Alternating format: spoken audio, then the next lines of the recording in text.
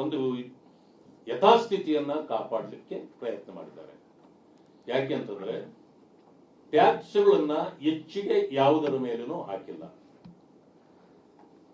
ಯುವಕರಿಗೆ ಉತ್ತೇಜನ ಕೊಡುವ ರೀತಿಯಲ್ಲಿ MSMEಗೆ ಬಹಳಷ್ಟು ಒತ್ತು ನೀಡಿದ್ದಾರೆ. ಯಾರು ಯುವಕರು ಕಾರ್ಖಾನೆಗಳನ್ನ ಸ್ಥಾಪಿಸತಕ್ಕಂಥವರು ಅಥವಾ ಬೇರೆ ಬೇರೆ ರೀತಿಯ ವ್ಯಾಪಾರ ಬಿಸ್ನೆಸ್ ಮಾಡತಕ್ಕಂಥವರಿಗೆ ಹೆಚ್ಚಿನ ಅವಕಾಶಗಳನ್ನ ಈಗಾಗಲೇ ಇದರಲ್ಲಿ ಕೊಡಲಾಗಿದೆ. ಉದ್ಯೋಗ ಸೃಷ್ಟಿಯೇ ಇದು ಮೂಲ ಮಂತ್ರವಾಗಿ MSMEಗಳನ್ನ ಉತ್ತೇಜಿಸುವ ಕೆಲಸವನ್ನ ಮಾಡಿದ್ದಾರೆ. ಇದರಲ್ಲಿ ನಮ್ಮ ಸರ್ಕಾರ ಬಂದಾಗಿಂದ ದೇಶದ ಆರ್ಥಿಕತೆ ಮತ್ತು ಬಡತನ ಯಾವಾಗ್ಲೂ ಹೇಳ್ತಿರೋದು ಗರೀಬಿ ಹಟಾವೋ. ದೇಶದಲ್ಲಿ ಗರೀಬಿ ಹಟಾವೋ ಅಂತಂದ್ರೆ ಬರೀ ಮಾತಿನಿಂದಲ್ಲ, ಈಗ 25 ಕೋಟಿ ಜನಸಂಖ್ಯೆಯನ್ನ ನಮ್ಮ ಸರ್ಕಾರ ಬಂದ ಮೇಲೆ ಇವತ್ತು ಬಡತನದ ರೇಖೆಯಿಂದ ಮೇಲೆತ್ತುವ ಕೆಲಸವನ್ನ ಈಗಾಗಲೇ ಮಾಡಿದ್ದಾರೆ. ಇದಂದ್ರೆ ವಿಕಸಿತ ಭಾರತದತ್ತ ಮೋದಿಯವರ ಸರ್ಕಾರ ದಿಟ್ಟ ಹೆಜ್ಜೆ ಅಂತ ಹೇಳ್ಬೋದು. ಯಾಕಂದ್ರೆ 2047ಕ್ಕೆ ಪ್ರಪಂಚದಲ್ಲಿ ನಮ್ಮ ಶಕ್ತಿ ಏನು ಅನ್ನೋದನ್ನ ನಾನು ತೋರಿಸಬೇಕು ಅಂತ ಹಠತೊಟ್ಟು ನಿಂತ ಮಾನ್ಯ ಪ್ರಧಾನಮಂತ್ರಿಗಳು ಈ ರೀತಿಯ ಒಂದು ದಿಟ್ಟ ಹೆಜ್ಜೆಯನ್ನ ಇಟ್ಟಿರ್ತಕ್ಕಂಥದ್ದನ್ನ ನಾವು ಗಮನಿಸಬಹುದು. ಇದರಲ್ಲಿ ಪರಿಶಿಷ್ಟ ಜಾತಿ ಪರಿಶಿಷ್ಟ ವರ್ಗಗಳ ಬಡವರ ಏಳಿಗೆಗೆ ಬದ್ಧವಾಗಿರ್ತಕ್ಕಂಥದ್ದು. GSTಯಲ್ಲಿ ಸರಳೀಕರಣ ಮಾಡಿ ಈಗಾಗಲೇ ಸರಳೀಕರಣದ ಜೊತೆಗೆ ಈಗಾಗಲೇ 6.8ರಿಂದ 7.2ಕ್ಕೆ ಈಗಾಗಲೇ ಎಕ್ಸ್ಪೆಕ್ಟೇಷನ್ ಇಟ್ಕೊಂಡಿರ್ತಕ್ಕಂಥದ್ದು. ಮತ್ತೆ ಇದರಲ್ಲಿ ಒಂದು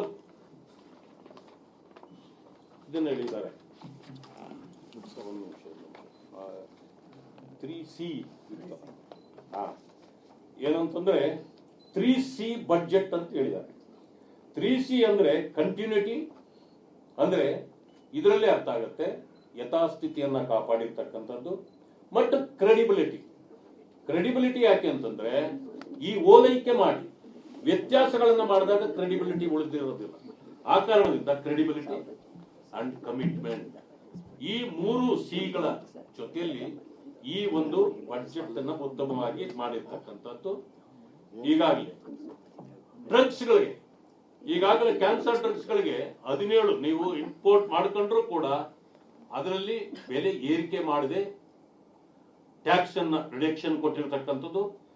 ಜೀವರಕ್ಷಕ ಔಷಧಿಗಳಿಗೆ ಕಸ್ಟಮ್ಸ್ ತೆಗೆದಿರ್ತಕ್ಕಂಥದ್ದು. ಮತ್ತು ಈಗ ಯಾರು NRIಗಳು ಆಸ್ತಿಯನ್ನ ಹೊಂದಿರತಕ್ಕಂಥ ಇವರು ಮುಚ್ಚಿಟ್ಟ ಅಥವಾ ಯಾವುದೇ ಸುಂಕ ಕಟ್ಟದೆ ಟ್ಯಾಕ್ಸ್ ಕಟ್ಟದೆ ಅವಾಯ್ಡ್ ಮಾಡಿರ್ತಕ್ಕಂಥ ಅನೇಕ ಸಂದರ್ಭಗಳನ್ನ ಗಮನಿಸಿ ಅವರಿಗೆ ಅವಕಾಶಗಳನ್ನು ಕೊಡ್ತಕ್ಕಂಥದ್ದು. ಮತ್ತೆ ಟ್ಯಾಕ್ಸ್ ನಲ್ಲಿ ಸಣ್ಣ ಪುಟ್ಟ ತಪ್ಪುಗಳನ್ನ ಮಾಡಿ ಅವರ ಮೇಲೆ ಕೇಸುಗಳಾಗಿ ಜೈಲಿಗೆ ಹೋಗ್ತಕ್ಕಂಥ ಪರಿಸ್ಥಿತಿಗಳು ಉದ್ಭವ ಆಗಿದ್ದು ಹಿಂದೆ. ಈಗ ಇನ್ನು ಮುಂದೆ ಅವರು ಜೈಲಿಗೆ ಹೋಗ್ತಕ್ಕಂಥ ಶಿಕ್ಷೆ ಅನುಭವಿಸ್ತಕ್ಕಂಥದ್ದಿಲ್ಲ. ಅವರು ಏನು ಫೈನ್ ಕಟ್ಟಿದ್ರೆ ಸಾಕು ಅಂತಕ್ಕಂಥದ್ದನ್ನು ಕೂಡ ಇದರಲ್ಲಿ ಇದು ಮಾಡಿದ್ದಾರೆ.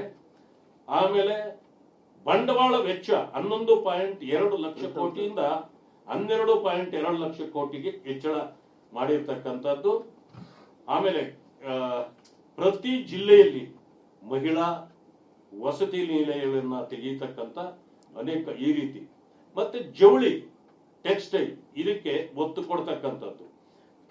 ಮಹಾತ್ಮ ಗಾಂಧಿಯವರ ಹೆಸರಿನ ಅಡಿಯಲ್ಲಿ ಖಾದಿ ಉತ್ಪಾದನೆ ಮತ್ತು ಅದಕ್ಕೆ ಪ್ರೋತ್ಸಾಹ ಕೊಡ್ತಕ್ಕಂಥದ್ದು. ಕಾಂಗ್ರೆಸ್ನವರು ಹೇಳ್ತಿದ್ರಲ್ಲ ಗಾಂಧೀಜಿಯವರನ್ನ ಗೌರವಿಸೋದೇ ಇಲ್ಲ ಅಂತ. ಇಲ್ಲಿ ಗಾಂಧಿಯವರಿಗೆ ಸಂಬಂಧಪಟ್ಟದ್ದು ಯಾವುದು ಅಂದ್ರೆ ಖಾದಿಯನ್ನು ಗೌರವಿಸಿದ್ರೆ ಮಹಾತ್ಮ ಗಾಂಧಿಯವರನ್ನ ಗೌರವಿಸಿದಂತೆ. ಹೀಗೆ ಹಲವಾರು ರೀತಿಯ ಕಾರ್ಯಗಳನ್ನ ಇವತ್ತಿನ ಈ ಬಜೆಟ್ ನಲ್ಲಿ ನಾವು ಕಾಣಬಹುದು.